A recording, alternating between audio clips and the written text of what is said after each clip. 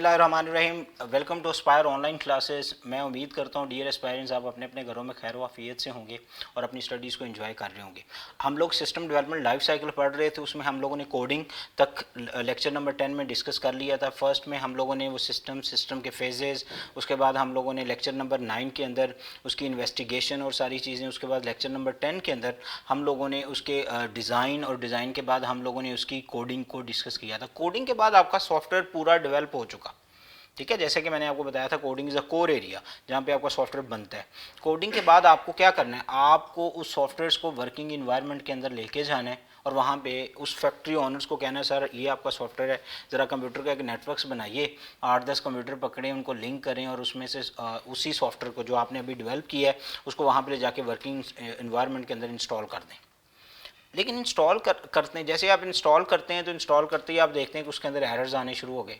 आपको डेली उस ऑफिस उस फैक्ट्री से कॉल्स आ रही हैं, जी आपका जो सॉफ्टवेयर है वो वर्किंग सही परफॉर्म नहीं कर रहा, आपका सॉफ्टवेयर काम नहीं कर रहा, ठीक है। तो इस तरह की एम्बिग्युइटीज़, इस तरह की प्रॉब्लम्स और इस तरह की जो शेमफुल चीज़ें, उनसे बचने के लिए as a engineer, as a developer, आप उस सॉफ्टवेयर को इम्प्लीमेंट करने से पहले उसको एक दफ़ा टेस्ट कर लें, जिस फेज़ को आज हम डिस्कस करेंगे। आज हम डिस्कस करेंगे टेस्टिंग, और टेस्टिंग के कितने फेज़ होते हैं, और उसके बाद हम जब उसको फैक्ट्री में जाके इंस्टॉल करते हैं, जिसको हम इम्प्लीमेंटेशन करते हैं, तो हम इसका इम्प्लीमेंटेशन फेज़ डिस्कस करेंगे। और उसके बाद इसका जो लास्ट फेज़ है विच इज़ कॉल्ड मेंटेनेंस, तो वो ये 3 चीज़ें आज की हमारी डिस्कशन में होंगी इंशाल्लाह। अच्छा जी, तो इसके अंदर जो सबसे पहले फेज़ आ गया टेस्टिंग। टेस्टिंग क्या है? Testing is the very next phase after coding. Coding is a complete core phase in which we develop or complete software or program, but before implementation, before working environments हमें इसको एक दफ़ा test भी करना चाहिए, क्योंकि इसके अंदर डिफरेंट किस्म के इश्यूज़ आ सकते हैं। इश्यूज़ आप राइट नाउ सॉल्व कीजिए उसको, जिसको हम डिबगिंग प्रोसेस भी कहते हैं। आपने अगर 10th क्लास में कंप्यूटर साइंस पढ़ा तो उसमें भी आपने चैप्टर नंबर 1 के अंदर डिबगिंग प्रोसेस पढ़ा होगा। प्रोसेस है जिसमें हम एरर्स फाइंड करते हैं, उनको रिमूव करते हैं, रिमूव करके करेक्ट भी करते हैं। ये टू डिफरेंट फेजेज़ हैं इसकी टेस्टिंग के, ठीक है। डिबगिंग इज़ अ प्रोसेस जो कि टेस्टिंग के अंदर डायरेक्टली इन्वॉल्व है। आप अपना पूरा कोड पकड़ते हैं, उसकी टेस्टिंग करते हैं, एरर्स आती हैं विच इज़ कॉल्ड बग्स, और उन बग्स को रिमूव करते हैं, और इस बग्स को रिमूव करने के प्रोसीजर्स को हम कहते हैं डीबगिंग। और डीबगिंग में हम रिमूव करने के बाद उसमें नया भी लिखते हैं, ठीक है, उस कोड को करेक्ट भी करते हैं। जस्ट ये नहीं है कि ओल्ड एरर रिमूव करके एंड दैट्स इट, आपको उसकी जगह पे जो न्यू कोड होता है उसको भी इंप्लीमेंट करना है, उसको भी लिखना है, ताकि वो वर्किंग जो सॉफ्टवेयर वो वर्किंग इन्वायरमेंट के अंदर किसी भी किस्म की प्रॉब्लम और इशू से बच सके। तो testing is a phase in which we actually test our code which we already done in coding phase, और हम उसकी वर्किंग और उसके काम और उसके ऑपरेशंस, उसके टूल्स, उसके बटन, उसके मेन्यूज़, उसकी ऑप्शन, उसकी सेटिंग, सारी चीज़ें डिस्कस करेंगे वन बाय वन। सारी चीज़ों को वन बाय वन हम चला के देखेंगे, क्या उनके तमाम फेजेस काम कर रहे हैं, क्या उसके तमाम यूनिट्स काम कर रहे हैं, और अगर उनमें से कोई यूनिट काम नहीं कर रहा तो आपको उसको यहीं पे करेक्ट करना है, ताकि वर्किंग इन्वायरमेंट के अंदर जाने के बाद आपको किसी भी किस्म की शेम और किसी भी किस्म के इशू से बचने के लिए उसको टेस्ट कर लेना चाहिए, ठीक है। तो टेस्टिंग जो है further divided into 2 phase, 1 is unit and second is system. Unit as its name refer, इसको आप पार्ट्स टेस्टिंग भी कह सकते हैं, या इसको आप पार्शियल टेस्टिंग भी कह सकते हैं। अब ये जो टेस्टिंग है इसमें क्या क्या पूरा, ये फर्ज करो मेरे पास एक पूरा सॉफ्टवेयर है, ये सॉफ्टवेयर के अंदर मेरे पास कई मॉड्यूल्स हैं जो कि वर्किंग इन्वायरमेंट के अंदर जाके अपना अपना ऑपरेशन परफॉर्म करेंगे, और जब मैं इसके हर मॉड्यूल्स को अपने फेज़ के ऊपर डायरेक्टली टेस्ट कर रहा हूँ और मैं देख रहा हूँ उसके तमाम मॉड्यूल्स, उसके तमाम बटन्स वन बाय वन काम कर रहे हैं, उसके मेन्यूज़, उसकी सेटिंग, हर चीज़ काम कर रही है, तो जब हम जस्ट एक मॉड्यूल की डिस्कशन कर रहे हैं, उसकी प्रॉब्लम्स को देख रहे हैं और प्रॉब्लम्स को सॉल्व कर रहे हैं, तो इस कॉल्ड यूनिट टेस्टिंग और पार्ट टेस्टिंग और पार्शियल टेस्टिंग, ठीक है। और उसके बाद इनकी यूनिट टेस्टिंग के बाद हम उस सिस्टम को कंबाइन करते हैं। राइट ना, मैंने इस यूनिट नंबर 1 को टेस्ट किया, मैंने देखा इसके अंदर इश्यूज़ मैंने सॉल्व किए, मैं चला जाऊंगा यूनिट नंबर 2 के ऊपर, मैंने इसके इश्यूज़ देखे, उनको सॉल्व किया, इस तरह मैं यूनिट 3 पे चला जाऊंगा, उसके इशूज़ सॉल्व किए, 4th पे चला जाऊंगा। तो मैं इनके सारे के यूनिट टेस्ट करने के बाद ये मेरे पास एक कंप्लीट सेट है। तो जब मैं इस पूरे सेट को, पूरे सिस्टम को चला के चेक कर रहा हूँ, सॉफ्टवेयर की एक एक ऑप्शन चेक करने के बाद मैं एज ए होल, ठीक है, मेरे पास एक साइंटिफिक कैलकुलेटर, उसका हर बटन काम करता है, लेकिन जब हम 2-3 बटन को इकट्ठे किसी इक्वेशंस के अंदर इन्वॉल्व करते हैं तो वहाँ पे बहुत सारी इक्वेशन अपनी वर्किंग ही छोड़ देती हैं। तो ये सिस्टम टेस्टिंग में फेल है। यूनिट टेस्टिंग में वो ठीक है, बट सिस्टम टेस्टिंग में वो फेल है। तो आपने ये भी देखना है कि उसके यूनिट अगर टेस्ट होके properly accurately precisely work perform कर रहे हैं तो क्या as a system as a whole वो पूरा का पूरा काम कर रहा है, तो उसको हम कहते हैं ये हमारे पास आ गया सिस्टम टेस्टिंग। तो 2 डिफरेंट फेज ऑफ टेस्टिंग, ठीक है। यूनिट में पार्ट्स और सिस्टम में एज ए कंप्लीट सिस्टम हम उसको टेस्ट करेंगे, पूरा सॉफ्टवेयर उसकी सारी ऑप्शन वो कैसे आपस में इंटरलिंक्ड है, वो सारी की सारी ऑप्शन जो आप लोगों ने डिज़ाइन फेज के अंदर पढ़ी थी, वो सारी के सारे उसके जो entity relation ERD decision tree सारी चीज़ें आपस में लिंक्ड हैं, और लिंक्ड होने के बाद क्या वो काम भी कर रही हैं, ठीक है। तो इसको हम चेक करने के बाद वेरी नेक्स्ट फेज के ऊपर टेस्टिंग इज डन। अगर यहाँ पे इशू था हमने सॉल्व किया, debugging process complete, finding error, removing, correcting them, every phase is done in testing. Right now software is ready to install, ready to implement in working environments, ठीक है। तो हम इसको डायरेक्टली स्ट्रेट फॉरवर्ड ले जाएंगे implementation के ऊपर। Implementation हमारे पास इसका मेन फेज है, और इंप्लीमेंटेशन के अंदर हमारे पास इसके कई तरीके हैं जिसको यूज़ करते हैं हम इंप्लीमेंटेशन। ये 5 फेजेस हैं इंप्लीमेंटेशन के, 5 टेक्निक्स आप कह सकते हैं, इवन 5 मेथड्स कह सकते हैं, 5 अप्रोचेस, वेज, कुछ भी बोलिए इनको। ये आप लोगों के पास इतने मेथडोलॉजीज हैं, इतने मेथड्स हैं जिनके ज़रिए से आप इंप्लीमेंटेशन बेसिकली क्या है, आपकी वो सारा कोड जिसको आपने अभी यूनिट और पार्ट्स वाइज टेस्ट किया और उसको आप वर्किंग इन्वायरमेंट के अंदर आप जाके उसको वर्क परफॉर्म करते हैं, देखते हैं वो सारा का सारा सिस्टम और उसका यूनिट्स आपस में काम कर रहे हैं। अगर तो वो काम कर रहे हैं तो right now your system ready to implement, ready to install, ठीक है। आपने उसको इंस्टॉल किया, which is called implementation, and implementation is further divided into 5 methods. The first one is called direct. Direct क्या है, आप मुझे ये बताइए, जब आपके पास वो ऑफिस वो फैक्ट्री ओनर आया और आके उन्होंने आपको कहा जी हमें ये सॉफ्टवेयर बनाना है, तो मुझे ये बताइए क्या उससे पहले उस फैक्ट्री के अंदर कोई टेक्निक नहीं यूज़ हो रही थी डाटा इकट्ठा करने के लिए? क्या वहाँ पे एम्प्लॉइज़ का कोई रिकॉर्ड नहीं रखा जा रहा? क्या वहाँ पे लोगों की सैलरीज की डिस्कशंस नहीं हो रही? क्या उनकी अटेंडेंस को डिस्कस नहीं किया जा रहा? स्ट्रेट फॉरवर्ड किया जा रहा होगा, ठीक है। वो सारा का सारा काम एक रजिस्टर्स पे हो रहा है, ये वो सारा का सारा माइक्रोसॉफ्ट एक्सेल के अंदर हो रहा है। बट राइट नाउ आप उसके लिए एक सॉफ्टवेयर ले आए, तो आप ऐसा कीजिए, आप जाइए, आपने टेस्ट किया, आपको पता है हमारा system okay, you are confident to install it. आप जाइए, जाकर उन्हें कहें जी अपना पुराना सिस्टम उठाइए, आज के बाद नया सॉफ्टवेयर लॉन्च होगा, और आपने सारी की सारी एंट्री, सारी की सारी अटेंडेंस, सारे के सारे रूल्स मॉड्यूल्स, आपने पॉलिसीज़ इसी को फॉलो करनी है। Straight forward old system replaced with the new one. तो मुझे बताइए क्या ये अच्छी टेक्निक है? एज ए डेवलपर हम कभी भी रिकमेंड नहीं करते कि ये अच्छी टेक्निक है, बिकॉज वो लोग फेमिलियर है द ओल्ड वन। आपने न्यू सिस्टम लॉन्च किया, वो पुराने पे हिले हुए हैं काम करना, वो न्यू में एरर्स करेंगे, मिस्टेक्स आएंगी, जिसकी वजह से at the end of the month बहुत सारे लोग कह रहे होंगे जी मैंने तो बायोमेट्रिक अटेंडेंस लगाई थी, बट आपके सिस्टम क्योंकि नया था उसमें अटेंडेंस आई नहीं, ठीक है। मैं कभी लेट गया ही नहीं, मैं कभी पहले गया ही नहीं, कभी पहले आया ही नहीं, कोई भी डिस्कशन आपसे की जा सकती है, ठीक है। आप कंफ्यूज हो जाएंगे, because right now the user, the factory owner, the employees, the worker, they are not much familiar with your system, ठीक है। तो डायरेक्ट इंप्लीमेंटेशन के अंदर, डायरेक्ट इंप्लीमेंटेशन में आप पूरा पुराना सेटअप अपने न्यू सेटअप के साथ रिप्लेस कर देते हैं स्ट्रेट फॉरवर्ड, ठीक है।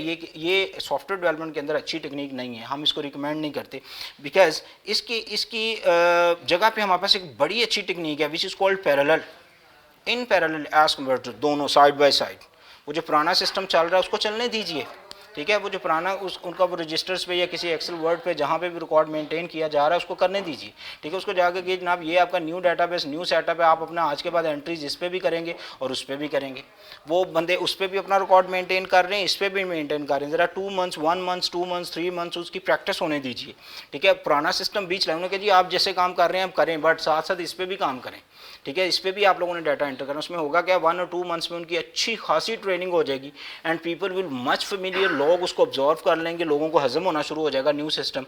और फिर आप कहें जी आप पुराना बंद कर दें, आज के बाद इस मंथ से न्यू सिस्टम जो होगा, न्यू पॉलिसी, न्यू चीज़ें जो हैं वो लॉन्च होंगी, और लोग तब तक उससे बहुत ज़्यादा जुड़ चुके होंगे, जिसमें ये होगा कि एरर के चांसेस, और आपको भी एक अच्छा खासा आइडिया हो जाएगा। हो सकता है सिस्टम की टेस्टिंग, यूनिट सिस्टम टेस्टिंग के बाद भी कुछ मिस्टेक्स हों जिसकी वजह से आपका सिस्टम फेल हो सकता है, तो 2 मंथ्स में आपको सारी पिक्चर क्लियर हो जाएगी। आपको उसको फिर मेंटेनेंस और अपग्रेडेशन के अंदर उस चीज़ों को देखना पड़ेगा, और देख के आप उनको रिमूव करके उनको और अच्छा कर सकते हैं, ठीक है। फीडबैक लेंगे यूज़र से करके आप उसको बेहतर करके फिर दोबारा से इंस्टॉल करें, बार बार 1 और 2 मंथ्स एक्टिविटी के बाद आपको वो लगा कि हमारा system right now is reliable, no issue, ठीक है। अब आप इसके ऊपर सारी इन्फॉर्मेशन ला सकते हैं। तो आपको क्लियर हो गया, डायरेक्ट में old one is replace with the new one, parallel में the both, the old system जिसमें वो डाटा रख रहे हैं और जो न्यू सिस्टम है जिसमें आप अभी डाटा रखेंगे, दोनों पे डाटा आ रहा होगा, राइट, दोनों काम कर रहे होंगे। पैरेलल मीन आमने सामने, मतवाजी, सेम वे में दोनों चीज़ें चल रही होंगी, उसमें कोई इशू नहीं आएगा, ठीक है।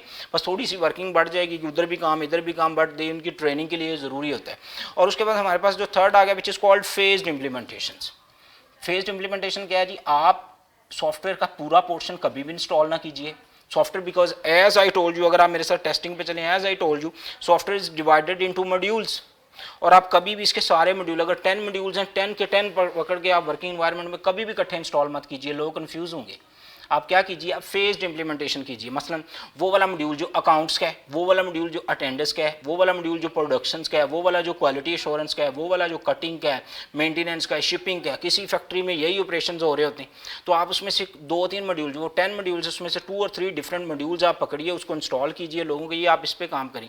इसमें क्या है, आपके वो जो फैक्ट्री के अंदर 10 एरिया हैं, डिफरेंट एरिया के लोग हैं, सबको ना दीजिए, ठीक है, उनमें सारे एरियाज में इंस्टॉल ना कीजिए। आप अपने सॉफ्टवेयर के कुछ मॉड्यूल्स फैक्ट्री के कुछ वर्किंग एनवायरनमेंट के अंदर इंस्टॉल कीजिए, देखिए तो सही काम करते कैसे, ये आपस में लिंक्ड हैं कैसे, ठीक है। इसको हम कहते हैं ये phased implementation, which is a very good technique. मतलब आपका पूरा सिस्टम इकट्ठा नहीं, स्टेप बाय स्टेप, थोड़ा थोड़ा, 2, 3, 4 मॉड्यूल्स, उसके बाद आपने देखा वो चारों फिट हैं, 5वां 6वां 7वां कर दें, फिट हैं, 8वां 9वां 10वां कर दें, ठीक है। स्टेप बाय स्टेप आप अपने पूरे सिस्टम की इंप्लीमेंटेशन करते हैं, और इसी तरह वो फैक्ट्री के पोर्शंस के अंदर वो भी स्टेप बाय स्टेप इंस्टॉल होता जाएगा, which is called phased implementations, okay. उसके बाद हमारे पास आ गई pilot implementation, which is a very good technique once again implementation में। इसमें क्या है जी, देखिए फैक्ट्री में 100 लोग हैं, सारे एजुकेटेड नहीं हैं, उसमें डिपार्टमेंट्स के हेड हैं, एजुकेटेड हैं, पढ़े लिखे लोग हैं। आप डिपार्टमेंट्स के हेड्स को पकड़िए, उनकी थोड़े दिन ट्रेनिंग कीजिए, ट्रेनिंग करने के बाद उनको बताइए जनाब ये ऐसे काम करता है। वो खुद ही अपने तमाम वर्कर्स को, जो उनके लोअर, जो उनके सब ऑर्डिनेट, सेक्रेटरी, असिस्टेंट जो भी हैं, उनकी ट्रेनिंग खुद से कर लेंगे, उनको खुद से बताएंगे जनाब ये ऑप्शन यहाँ से जाके ऐसे इंप्लीमेंट होती है। अगर आपने कोई रिपोर्ट निकालनी है, आपने कोई फाइनेंस रिपोर्ट लेनी है, अगर आपने अटेंडेंस शीट चेक करनी है, या आपने अपने वर्कर्स की सैलरीज चेक करनी है, तो इस मॉड्यूल के अंदर ये ऑप्शन है, इसको प्रेस कीजिए, ऐसे रिपोर्ट जनरेट होगी और उसका ऐसे प्रिंट आउट आएगा, ठीक है, वो खुद ही। तो पायलट इंप्लीमेंटेशन में हम सिलेक्टिव यूज़र लेंगे उस ऑफिस के अंदर, सारे यूजर्स को ट्रेनिंग नहीं करेंगे, 100 है, 1000 है, 2000 है, सबको जरूरत नहीं है। आप डिपार्टमेंटल हेड लीजिए, या आप उसके कुछ पढ़े लिखे लोग लीजिए जो कुछ they are little bit familiar with technology, they know little bit about computer science, ठीक है, वो चीज़ों का उनको पता है, उनको सॉफ्टवेयर की हाउ नो है, तो then you can install, you can ask them, you can train them, वो पकड़ेंगे, उनको चलाइए, वो खुद ही अपने सेक्रेटरीज और अपने सब ऑर्डिनेट्स की ट्रेनिंग कर लेंगे, विच is called pilot implementation. And very last very important phase in user training, in implementation is user training. And what is user training? User training is a phase in which we train all kind of user, वो आपके phased के हों, वो आपके pilots के हों, वो direct के हों, वो पैरेलल के हों, वो बंदा जिसने आपका पहले दिन सॉफ्टवेयर, जनाब आपने सॉफ्टवेयर बनाया, आपको पता है भाई कौन सी ऑप्शन किस मॉड्यूल में है।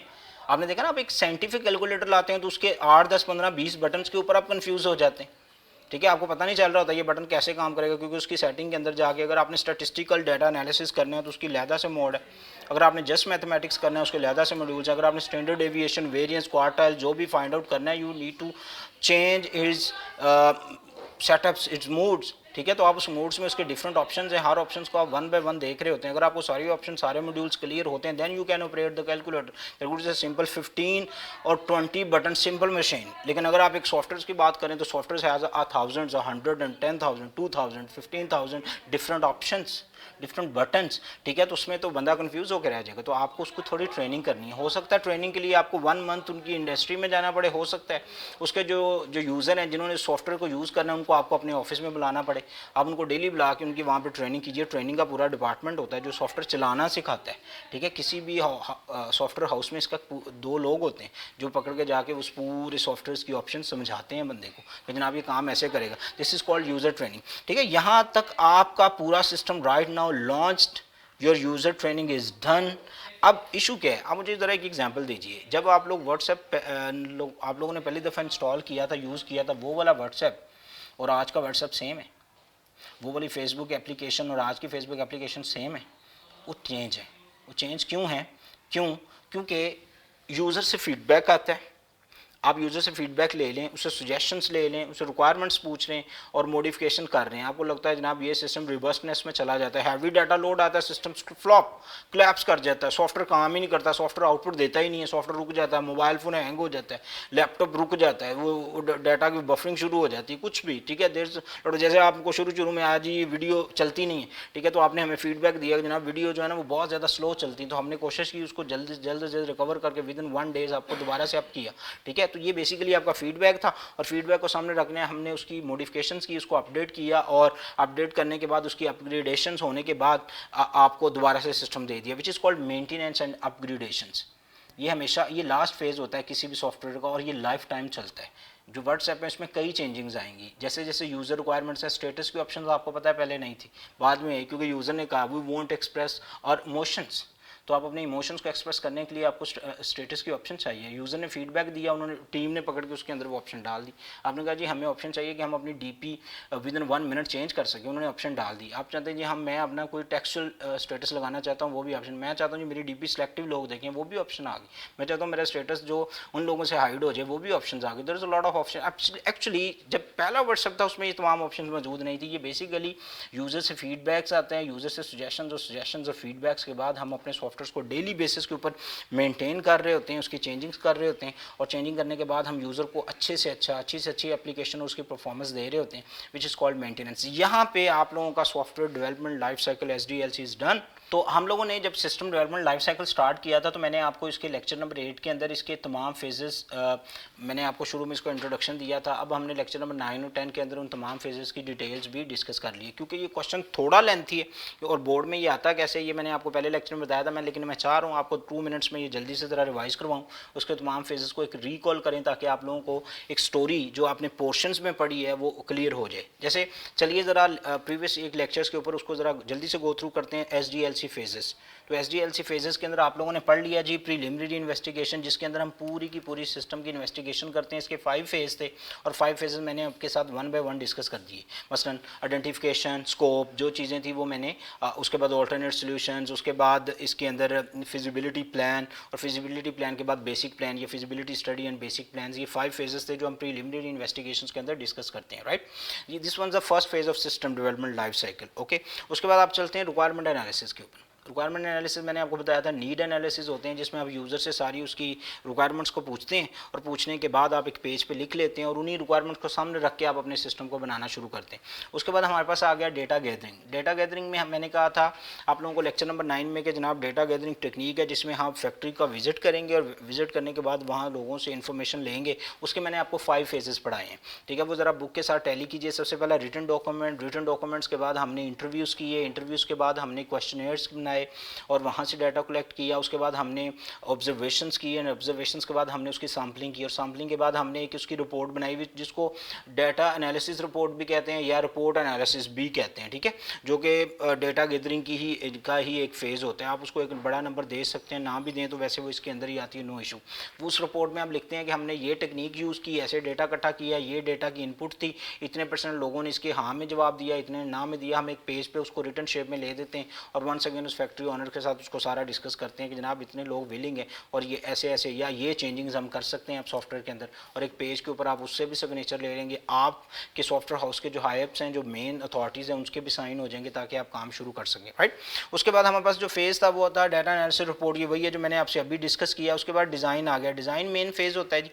अब डिज़ाइन के अंदर फिर कई छोटे फेज़ हैं, एक लॉजिकल डिज़ाइन है, फिजिकल डिज़ाइन है। ऑलरेडी आपको बताया था लॉजिकल डिज़ाइन वो होते हैं जिसमें हम डिफरेंट टूल्स, क्यूरीज और डिफरेंट किस्म के जो टूल्स हैं वो कैसे और एंटिटीज़ आपस में कैसे रिलेट, कैसे कौन सा मॉडल होगा और कैसे डाटा स्टोर होगा, कैसे फैच होगा और डाटा का स्टोरिंग और एक्सेसिंग पाथवेज क्या होंगे, ये चीज़ें डिस्कस करते हैं। फिजिकल में हम मेमोरी, हार्डवेयर, सॉफ्टवेयर रिक्वायरमेंट्स को डिस्कस करते हैं, कैसे हमारे तमाम टूल्स किसी सॉफ्टवेयर के ऊपर इंस्टॉल होंगे और इंस्टॉल होने के बाद वो कैसे वर्क परफॉर्म करेंगे, राइट। फिजिकल में हमारे पास ये होगा। उसके बाद मैं आपको बताया था कोडिंग जो है वो कोर एरिया, बिकॉज आप इसमें किसी ना किसी प्रोग्रामिंग लैंग्वेज को यूज़ करते हैं और यूज़ करने के बाद आप अपना पूरा कोड लिखते हैं और कोड जो होता है वही मेन एरिया आता है। बिकॉज जो आपका हार्डवेयर, जो आपकी प्रॉब्लम थी, उसका जो सॉफ्ट सोल्यूशन होता है वो कोडिंग के अंदर ही बनाया जाता है। तो कोडिंग के बाद हम सॉफ्टवेयर को करते हैं टेस्ट, और टेस्ट में हम देखते हैं कि हमारा जो यूनिट है स्टेप बाय स्टेप उसके तमाम पार्ट्स आपस में वर्क परफॉर्म कर रहे हैं, और उसके बाद हम पूरा सिस्टम टेस्ट करते हैं, उसको डिफरेंट किस्म की इनपुट दे के चेक करते हैं सिस्टम की रोबस्टनेस, सिस्टम की हाईएस्ट वर्क प्रेशर्स के अंदर काम और रिस्पॉन्स